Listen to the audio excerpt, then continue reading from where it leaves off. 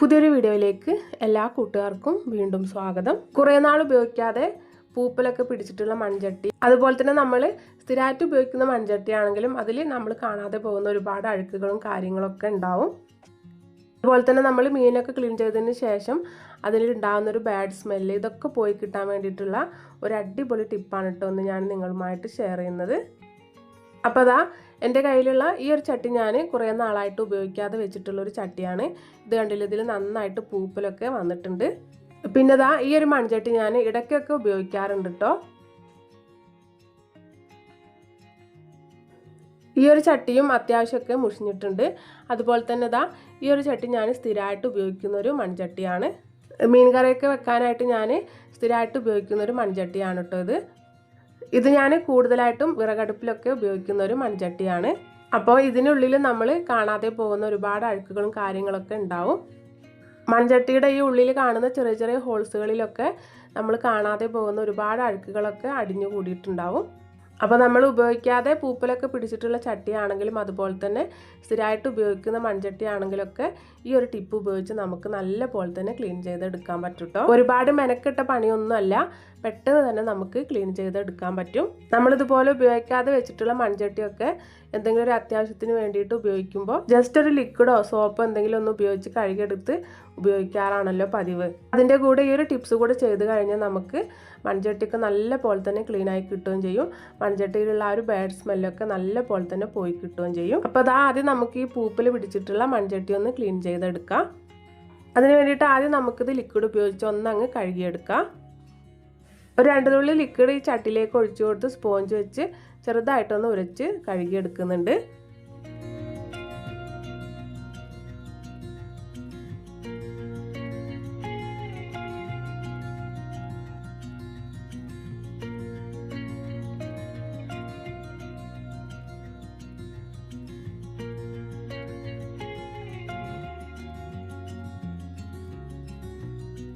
ഇങ്ങനെ പൂപ്പൽ പിടിച്ചിട്ടുള്ള മൺചട്ടി നമ്മൾ വെറുതെ സോപ്പ് ഉപയോഗിച്ച് ഒന്നങ്ങ് കഴുകിയെടുത്താലൊന്നും ക്ലീനായി കിട്ടില്ല കേട്ടോ.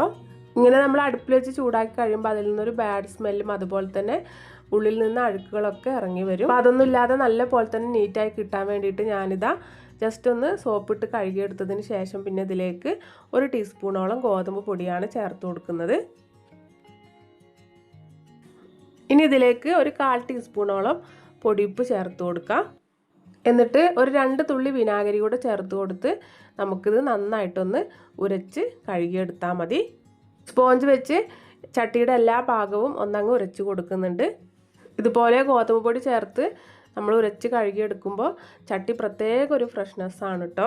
ചട്ടിയിലുള്ള എന്തൊരു ബാഡ് സ്മെല്ലാണെങ്കിലും അതൊക്കെ പോയി നല്ലൊരു ഫ്രഷായി കിട്ടും കേട്ടോ നമുക്ക്. നിങ്ങളിപ്പോൾ പുതിയ മൺചട്ടി വാങ്ങിച്ചിട്ട് ഉപയോഗിക്കാനാണെങ്കിലും അത് നല്ലപോലെ ഒന്ന് മയക്കിയെടുത്തതിന് ശേഷം പിന്നെ ലാസ്റ്റ് ഇതുപോലെ ഗോതമ്പ് പൊടിയും ഉപ്പും വിനാഗിരിയും ഒക്കെ ചേർത്ത് ഒന്നുകൂടെ ഒന്ന് തേച്ചുരച്ച് കഴുകി ഉപയോഗിക്കുകയാണെങ്കിൽ നമുക്ക് നല്ല പോലെ തന്നെ ക്ലീനായി കിട്ടും. നമ്മൾ പാചകം ചെയ്യുമ്പോൾ പുതിയൊരു ചട്ടിയുടെ ഒരു സ്മെല്ലും കാര്യങ്ങളോ ഒന്നും ഉണ്ടാവില്ല.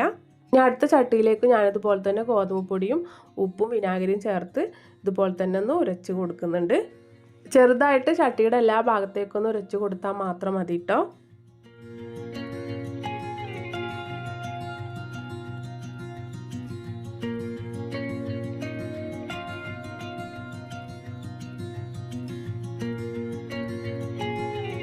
ചട്ടികളെല്ലാം ഗോതമ്പ് പൊടിയും ഉപ്പും വിനാഗിരിയും ചേർത്ത് ഒന്നങ്ങ് ഉരച്ച് കൊടുത്തതിന് ശേഷം പിന്നെ അതാ സിങ്കിലേക്ക് എടുത്ത് വെച്ച് നല്ലപോലെ തന്നെ ഒന്ന് കഴുകിയെടുക്കുന്നുണ്ട്. ഇത് കഴുകിയെടുക്കുമ്പോൾ തന്നെ നമുക്ക് അതിൻ്റെ ആ ഒരു മാറ്റം അറിയാൻ പറ്റും കേട്ടോ. അതിലുള്ള ആ ഒരു എണ്ണമെഴുക്കും കാര്യങ്ങളൊക്കെ പോയി ചട്ടി നല്ല പോലെ തന്നെ ക്ലീനായി കിട്ടും നമുക്ക്.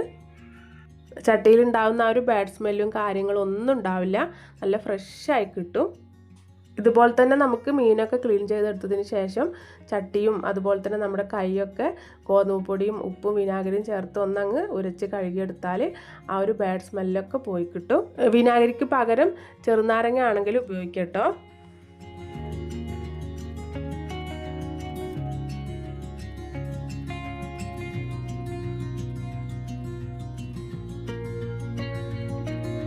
അപ്പോൾ അതാ ചട്ടികളെല്ലാം ഞാൻ നന്നായിട്ട് ഒന്ന് കഴുകിയെടുത്തിട്ടുണ്ട്. ഇനി ഇത് നമുക്ക് നല്ല പോലെ തന്നെ ഒന്ന് ഉണക്കിയെടുത്തതിന് ശേഷം പിന്നെ ഉപയോഗിച്ചാൽ മതി. മൺചട്ടി വെയിലത്ത് വെച്ച് ഉണക്കണമെന്നൊന്നുമില്ല കേട്ടോ. നമ്മൾ നല്ലപോലെ തന്നെ കഴുകിയതിന് ശേഷം ഒന്ന് കമത്തി വെച്ച് കൊടുത്താൽ മതി. അത് പെട്ടെന്ന് വെള്ളമൊക്കെ വാർന്നു പോയി നല്ല പോലെ തന്നെ നമുക്ക് ഉണങ്ങി കിട്ടും.